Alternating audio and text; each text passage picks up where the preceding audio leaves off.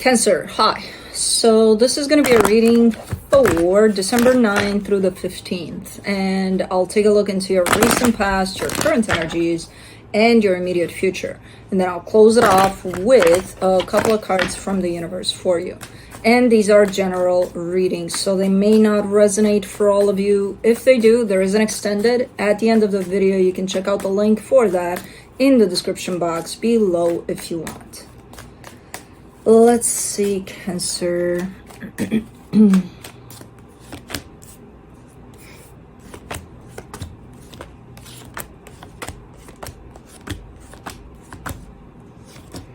All right, the overall energy for the reading, the Chariot. I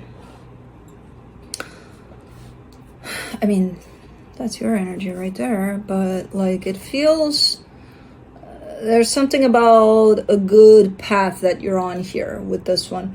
Like a flow to things. It feels like a really good one, but we'll see.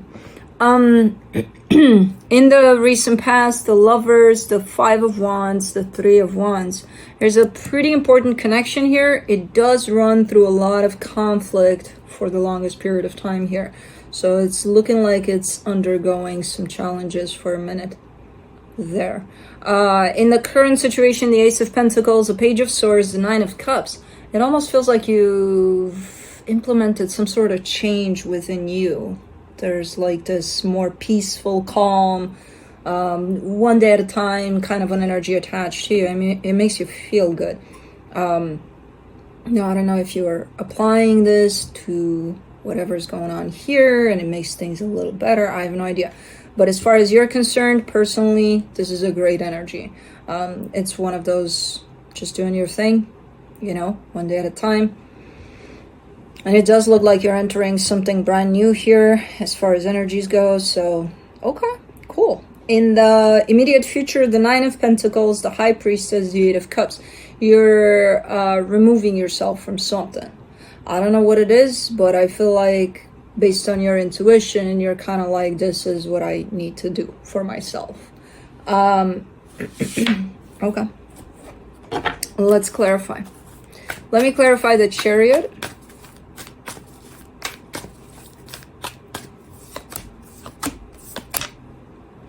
The High Priestess, the Four of Wands, the Moon. I have no idea what's going on within this commitment and potentially that connection that's showing up there.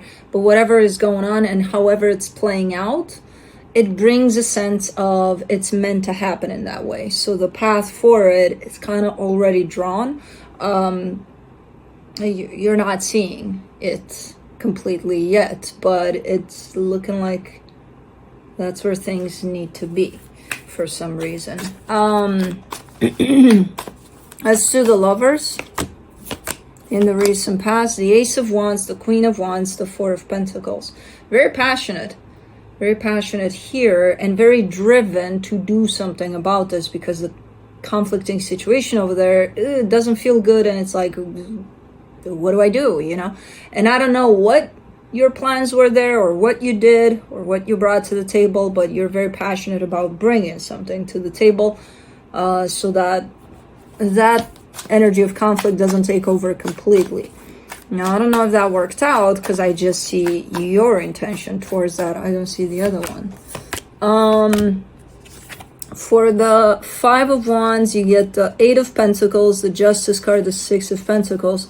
This is an energy that's off balance. It does look like you're pursuing something, right? Within this connection, the both of you have a goal for the connection. Okay, this is what's happening with us. This is the path we're taking together here. The thing is, at some point in time, it became quite challenging because you're not landing on the same page. If you started off from the same page, at some point you split. You know, you chose your own page, they chose theirs. So that kind of brought in this conflicting energy at play. You're just not seeing eye to eye there on something in particular. For the Three of Wands, in the recent past, you get the Emperor, the Nine of Swords, the Five of Cups. Lots of sadness here. Lots of sadness. I don't know for how long this played out, but it does look like for quite a minute, and it accumulated a lot of sadness there and a lot of very pressing energy, very down, kind of keeping you low there. Let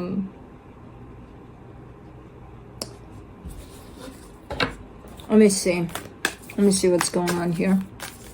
Let's do the Ace of Pentacles in the current situation, the Knight of Wands, the Ace of Pentacles, the Tower. You do seem to have either an aha moment, or there's an instant flip in your energy. If you're coming from a place in which you're kept, energetically speaking, a little bit down, a little bit on the oof, and this is difficult, it's like you wake up one day in a completely different space, you know, like, oh my god, I'm so driven, so this, I'm in the mood to do that and that and that, and, you know. So I don't know what, something is happening with that Tower here, where I don't know what that is, but it's definitely boosting you up like no tomorrow. So it gives you this fresh kind of an energy, where you're looking like you're pursuing something here, like you want to make something happen, something good. Let's do the Page of Swords. The Eight of Swords, the Three of Wands, the Hangman. There's also a lot of just being in the moment with where things are, with what's happening. At least that's what you're trying. You're not succeeding all the time. That's where it almost feels like you're not moving much, or there's not a lot going on.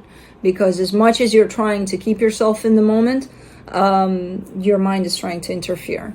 And it's kind of pulling you away from the moment, placing you in all sorts of perspectives of the mind, right? The future, the past, the what was, the what will be, and things like that.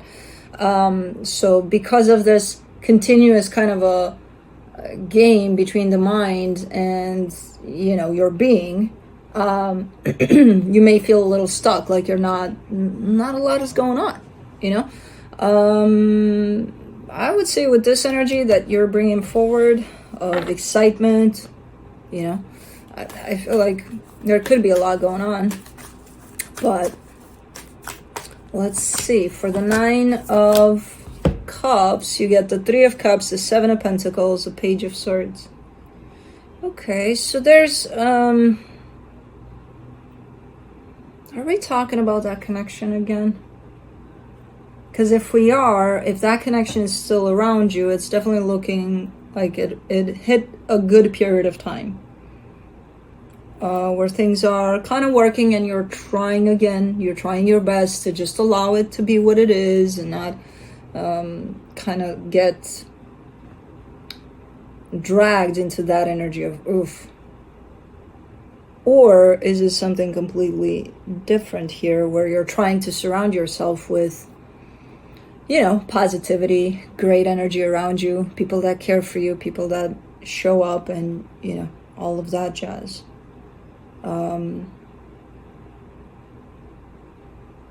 There isn't a lot in the physical moving right now. I will agree with you there. In the energetical, something is kicking here with this energy of yours, this excitement for new or something. Let me do the Nine of Pentacles, Ace of Swords, Six of Wands, Five of Pentacles. Yeah, you're cutting yourself off from something. It could be something that you're considering, you know, that it's dragging you down, that it's not allowing you to progress, that it's kind of keeping you stuck. You would probably perceive it as that. But you're definitely showing up and potentially cutting it off. Let's do the High Priestess. Ten of Swords, Two of Wands, Ten of Pentacles. And when you do get to that point of this, everything aligns in the direction that I should cut this off, you're kind of sitting in front of this energy and you're realizing that it was a long time coming. You know? So I don't know. We may be talking about the same connection throughout. This doesn't mean necessarily you're cutting off the connection completely. You may restructure some things, but if you do restructure some things, it's going to be quite a radical change here. You know, it's kind of leaning in the direction of you're actually cutting it off, but it's because you're detaching yourself from it more than actually cutting it off. But let's see. For the Eight of Cups, you get the Five of Wands, the Seven of Wands, the Judgment card. You personally, as this process unfolds, that you decided you're gonna go through with this process of potentially cutting something off here, you personally are gonna have a little bit of a rough time. I see some challenging energies unfolding inside of you there. You know, they're part of the process.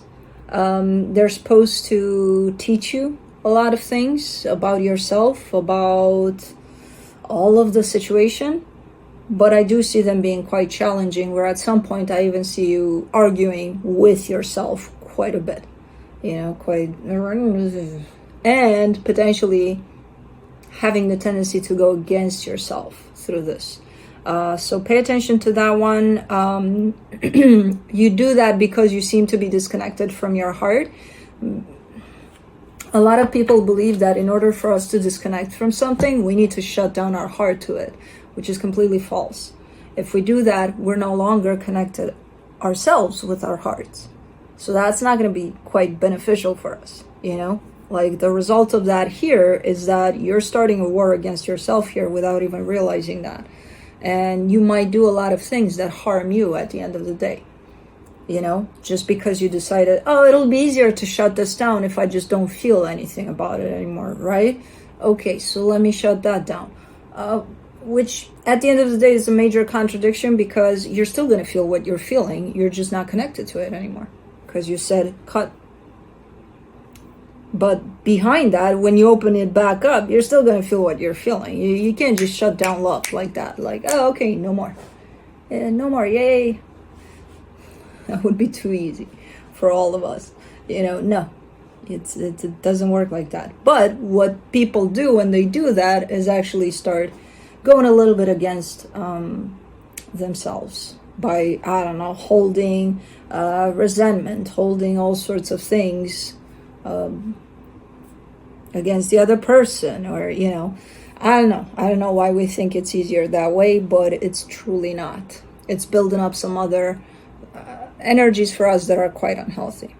We're just not seeing that in the process. So it's a process. It's going to be a process, as easy as it is when you actually implement this, and you may feel in the moment like, oh, finally.